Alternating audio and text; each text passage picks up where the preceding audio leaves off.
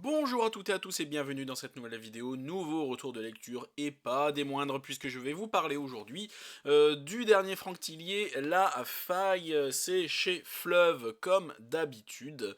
Et il est sorti au mois de mai, voilà, le 4 mai. Et de quoi ça parle, vous allez me dire? Je vais vous donner le résumé tout de suite.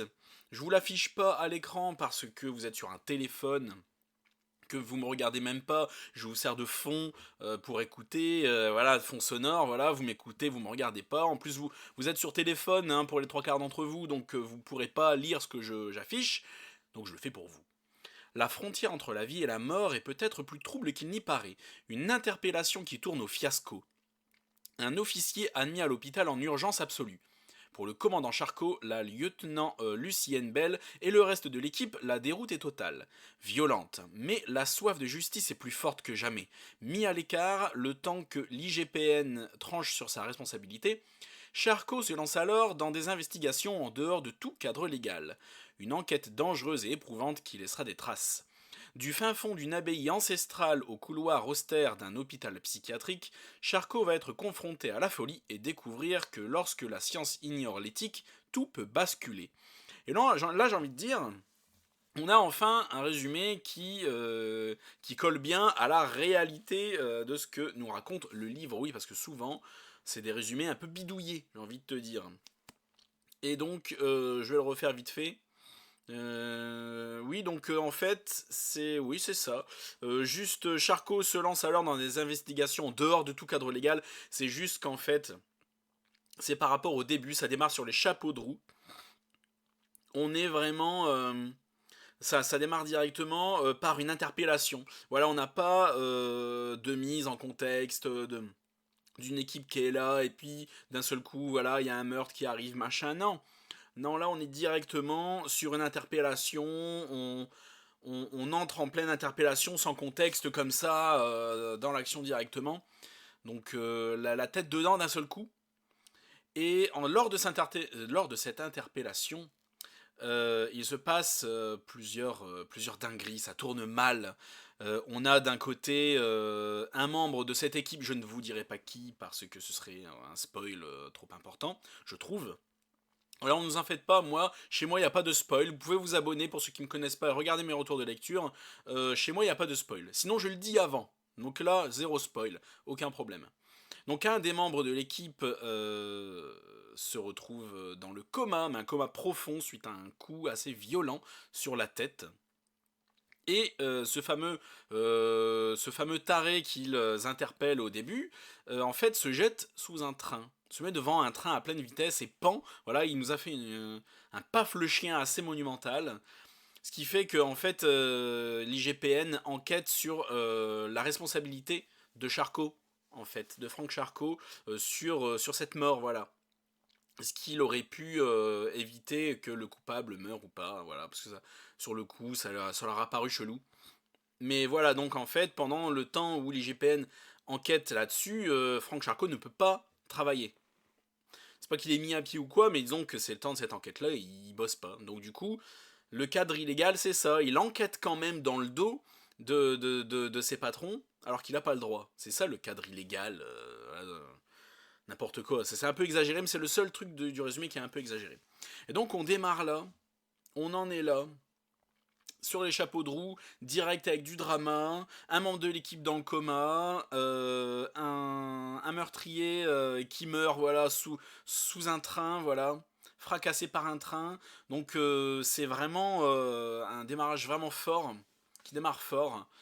Et en fait, ça s'arrête jamais. J'ai lu des critiques sur Babelio comme quoi il y a des longueurs, machin. Je vois pas où ces gens ont vu des longueurs. Vraiment, il n'y a aucune longueur. Il se passe toujours quelque chose d'important. Moi, je trouve au contraire que le rythme est vraiment effréné. Ça s'arrête jamais.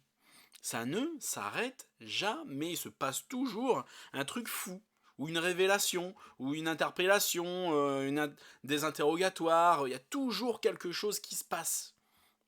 On sait jamais une action dingue, mais il se passe toujours quelque chose d'important qui fait qu'on est plongé dedans. Que ce soit des suspects qui sont interrogés ou ou des gens qu'on doit interroger chez eux, ou des suspects en interrogatoire, ou un endroit qu'on fouille, donc un peu toujours là, cette tension, cette basse tension, voilà, dans une action plus calme là, quand on fouille un endroit inconnu ou qu'on interroge un suspect, tu sais pas où ça va mener, quoi. Et on est toujours comme ça, et c'est saupoudré d'une plus grosse action parfois qui est vraiment très cool. Non, non, c'est vraiment très bien. Donc c'est une lecture coup de cœur, hein, au fait, je vous l'ai pas dit, hein, c'est un coup de cœur. Hein. Et on est dans une sorte, pas de course-poursuite, mais en fait, piste après piste, suspect après suspect, et ils vont découvrir des pistes en fait qu'il faut pas traîner à exploiter. Voilà, il faut pas qu'ils traînent à exploiter, sinon ça va se perdre. C'est carrément ça. Donc il faut vraiment pas traîner. Et donc ce qui fait que le rythme est quand même assez effréné. Et ça c'est bon. Et ça c'est très bon. Ah, et à chaque fois qu'ils ont un nouvel indice, une nouvelle piste, ben ça va toujours plus loin dans le sujet auquel je vais parler juste après. Donc ça va toujours plus loin dans le sujet, et c'est toujours plus dérangeant et plus glauque.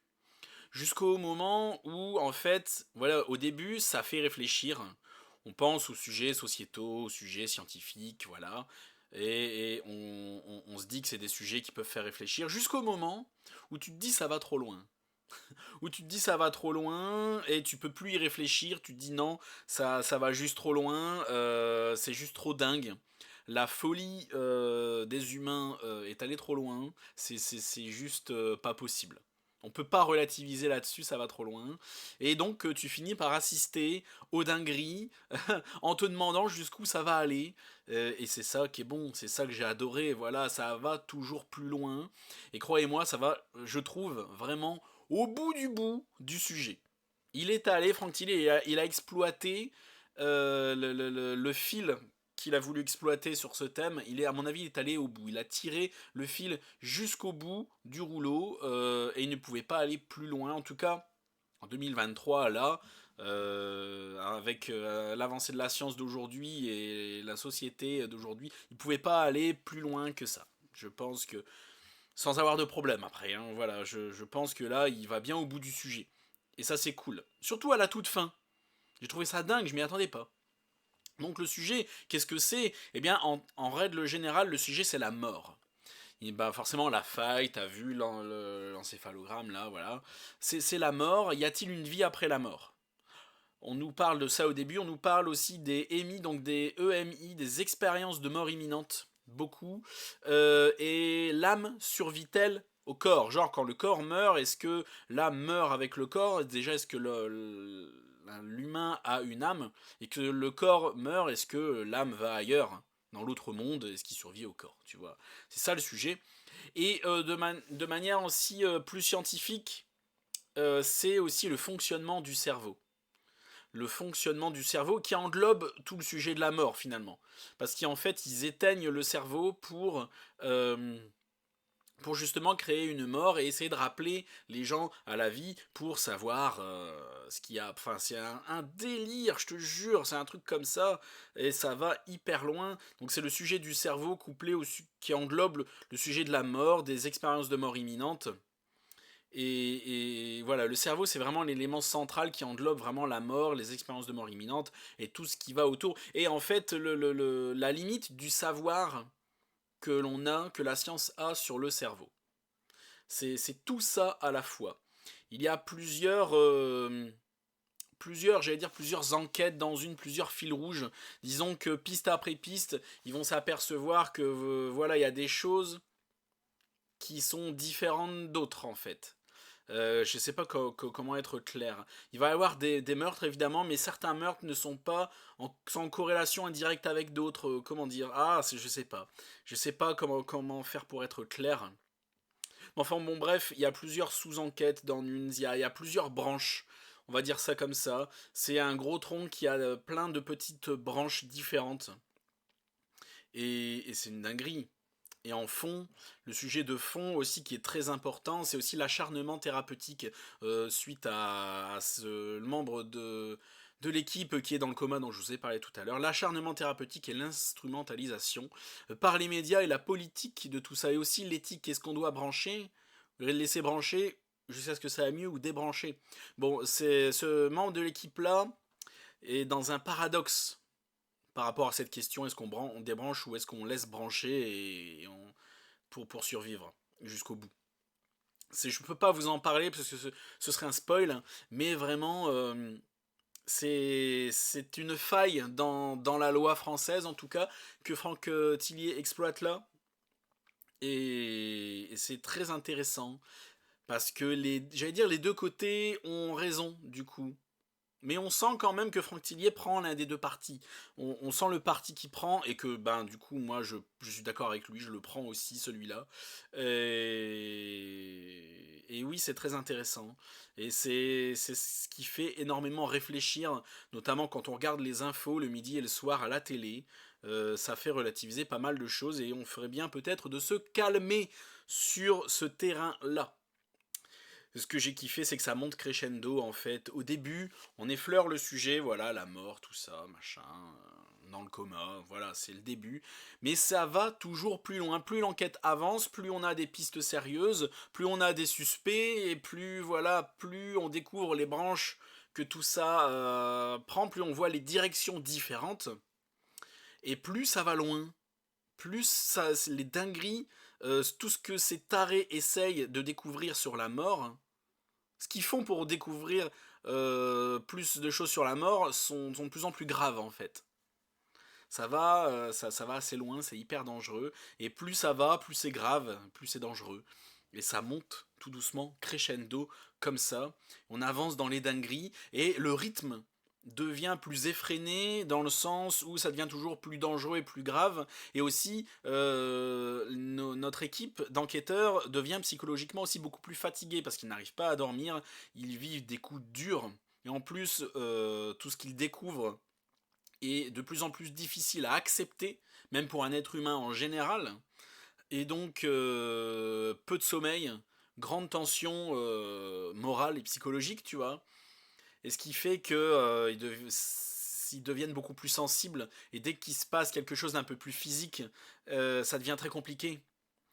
Et dès qu'à chaque fois ils appréhendent d'autres suspects et qu'ils doivent faire plus d'interrogatoires et tout, ça devient beaucoup plus compliqué parce que tout devient beaucoup plus difficile à accepter. Mais ils doivent tenir le coup. Ils doivent être forts.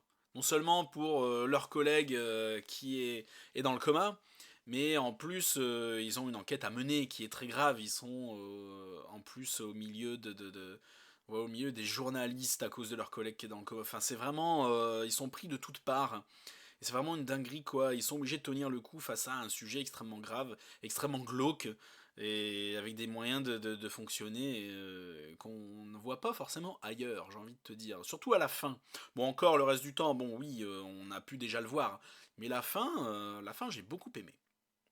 La fin, justement, j'ai trouvé dingue. Je l'ai pas vu arriver. Donc voilà, ils finissent évidemment par avoir plus de pistes, des suspects, machin. Mais quand on voit vraiment les investigateurs de tout ça et le pourquoi du comment, c'est là que ça devient extrêmement intéressant. Et c'est là que je l'ai pas vu venir parce que je m'attendais pas à ce que ça finisse comme ça. Surtout leur plan, vraiment le pourquoi du comment final, ce pourquoi tout ce réseau a été monté. C'est extrêmement imaginatif, c'est surprenant. Je l'ai pas vu venir, mais c'est vraiment dramatique à la fin. C'est vraiment triste et dramatique. Et je pense que ça marquera l'équipe Charcot pour toute leur vie. Après, je peux comprendre qu'on trouve ça alambiqué parce que ça part vraiment dans plusieurs directions. Il y a beaucoup de manipulation et donc chacun prend sa direction différente et suit chacun ce qu'il a envie de savoir sur la mort et donc fait chacun ses propres meurtres, ses propres dingueries de son côté. Ce qui fait que ça prend plusieurs branches et qu'il faut suivre plusieurs choses en même temps. Donc si vous trouvez ça un peu alambiqué et compliqué, en soi ça ne l'est pas, mais disons qu'il faut suivre. Il y a beaucoup d'éléments. Donc pour ça, je peux comprendre, mais moi, ça m'a absolument pas dérangé. On a un petit côté, alors un petit côté religieux, mais un petit. C'est parce qu'à un moment, on visite une abbaye, mais ça prend vraiment pas beaucoup de temps ni beaucoup de place, mais ça reste très intéressant. C'est surtout scientifique, très peu religieux, mais parce que voilà, à un moment, quand on parle de la mort, on ouvre une Bible, hein, forcément, à un moment. Et oui, ça parle aussi des démons aussi dans l'autre monde et tout, c'est hyper, c'est hyper intéressant. Moi, c'est le genre de truc que j'adore, hein. Comme les trucs à la Dan Brown un peu, bon, ça l'est pas, hein, un truc à la Dan Brown, mais quand ça mélange, je veux dire, science ou l'art et la religion. Moi, j'adore ça. Donc voilà, pour vous la faire courte, c'est vraiment un très bon rythme, très bien rythmé. C'est extrêmement bien renseigné. D'ailleurs, lisez la note au lecteur qu'il a mis à la fin, où il note ses sources. Comme ça, vous pouvez lire les livres qu'il a lus pour se renseigner. Apparemment, il était très bien sourcé, très bien entouré là-dessus. Aussi bien du côté médical que du côté de la loi, côté juriste de la force. Donc bien renseigné, bien entouré, bien sourcé, avec un très bon rythme, un côté psychologique qui est très bien maîtrisé parce qu'ils ont été fort éprouvés et il fallait être cohérent aussi là-dessus, aussi bien du côté médical que juridique que psychologique. C'est très bien maîtrisé, c'est du Charcot Bell comme on a envie d'en voir, c'est ce que Franck Tillier je trouve fait de mieux là-dessus. Donc je suis très emballé, c'est un coup de cœur, j'ai hâte de lire le prochain Charcot Bell si jamais il y en a un. Merci à tous d'avoir regardé la vidéo jusqu'au bout. N'hésite pas à liker la vidéo, à la partager, à t'abonner à la chaîne si ce n'est pas déjà fait. Et en attendant la prochaine, je vous dis à bientôt chez Alistair.